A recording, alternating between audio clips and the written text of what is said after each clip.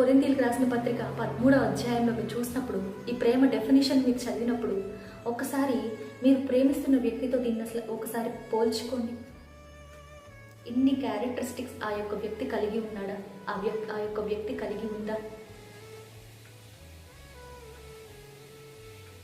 పడిపోవడానికి పెద్దగా ఎఫర్ట్స్ అవసరం లేదు, జస్ట్ డిస్ట్రాక్ట్ అయితే చాలు. నువ్వు ఎప్పుడైతే దేవుని యొద్ద నుంచి డిస్ట్రాక్ట్ అవుతావో వెంటనే అపవాది నిన్ను అలా తోసేస్తాడు, నువ్వు అలా పడిపోతావు. అయితే నడిచేందుకు చాలా ఎఫర్ట్స్ కాదు, స్వప్రయోజనాన్ని విచారించకూడదంట. ప్రేమలో సాక్రిఫైసింగ్ ఉంటుంది. నన్ను నేను తృణీకరించుకుంటాను ప్రేమలో.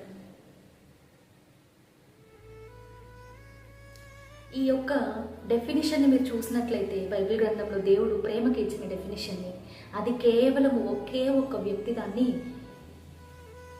అన్ని క్యారెక్టరిస్టిక్స్ని పూర్తి